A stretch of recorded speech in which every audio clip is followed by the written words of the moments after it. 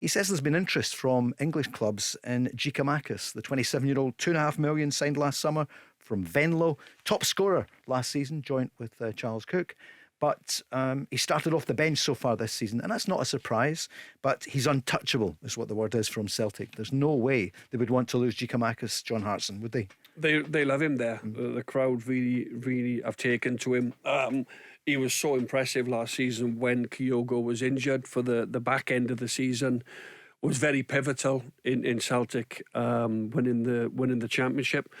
And they certainly won't want to lose him. You know, it's great scouting. It's great from the recruitment to go and get him from the Eredivisie League, where his team got relegated. But he scored an awful lot of goals. Celtic took him, paid decent money for him, and they now want to get the best out of him. Yeah, I think the frustrations will be he wants to play, Kyogo wants to play, but I think there'll be numerous occasions where Ange can chop and change and everything else and play Giakoumakis in certain games. To be fair to Kyogo, he scores again at the weekend. Yeah.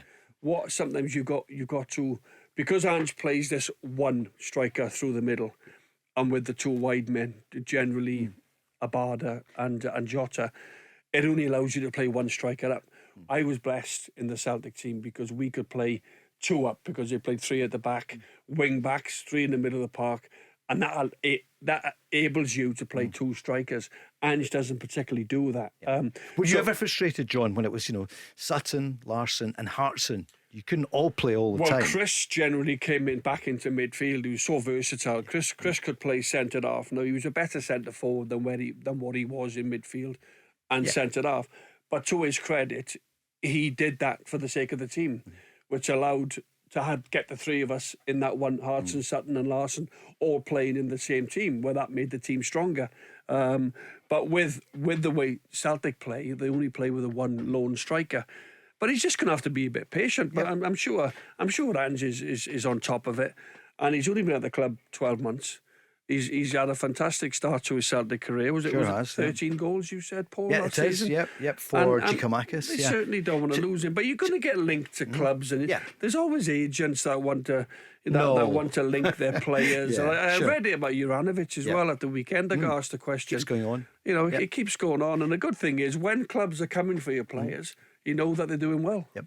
£2.5 million is what they paid for him. I mean, it's pocket money for the Premier League in England. Listen, I mean, for us, it's massive. But that's going to be the biggest challenge for Ange. The bigger the squad you have, not the more unrest, but the more players become frustrated because they're not playing Paul. He doesn't make many changes usually to his side either. I know he said he will have to chop and change as the weeks go on because they're sitting waiting for the Champions League group stages to start. And this time of the season, they're normally playing midweek games or qualifying games, and you can rotate your squad and you can rest people, whereas you're just playing week to week. And players are thinking, well, if the team's winning 4-0, I'm not going to get a chance. So naturally a little bit of frustration kicks in. You think of like Abada, and hasn't always been a regular this season, Giakoumakis, Moy, Turnbull when Hatate was fit. So suddenly there's 4 international players, James Forrest, 5 international players, and there's more sitting on the sidelines desperate to go and make an impact and being part of the success and scoring the goals and having that winning feeling. So I think once the Champions League is up and running, I think we'll see more rotation from the manager. But it's hard really to complain whenever the team are winning and scoring so many goals. I think as well, if you get offered a huge sum of money, a massive fee for these players, you're almost resigned to losing them at some stage. You look at the Van Dijks, you look at the Tinis, you look at the Edwards. At some situation, there's going to be a bid coming in that will blow everything out the water. If you were to get that for a Giakoumakis or a Juranovic, then you'd have to have a look at it. 20 million, well, whatever it is. Even ahead of the Champions League, would you not get on and do the very best in Champions League? I think it depends what the player says to you. Yeah. If the player said, I want to go, that's when it becomes. Listen, Juranovic or Giakoumakis haven't said that, but you're asking a hypothetical question. If would the club take 20 million or whatever it may be? If the player says, I want to leave, then you probably have to make a decision. But you want top dollar for them. You don't want to be letting them go. What's top dollar? Although I don't want to get into that territory of we're trying to figures and numbers. Get something to go. But I might get misquoted again. I know. Like the Matt O'Reilly won 50 million. I said that Madison wasn't 50 times the player. I know. Yeah. Is Giakoumakis 15 million today? If it was, and he's untouchable, is the word coming out of Celtic Park.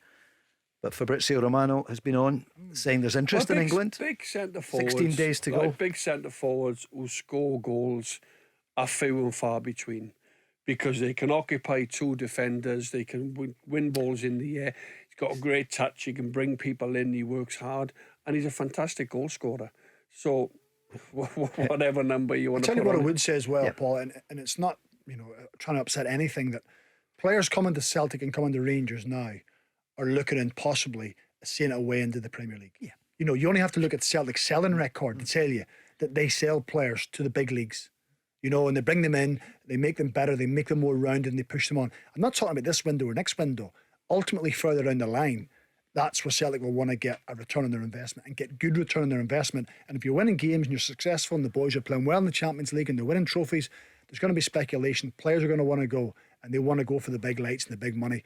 Unfortunately, that's what happens. That's most clubs in Scotland are selling clubs. That's a great point.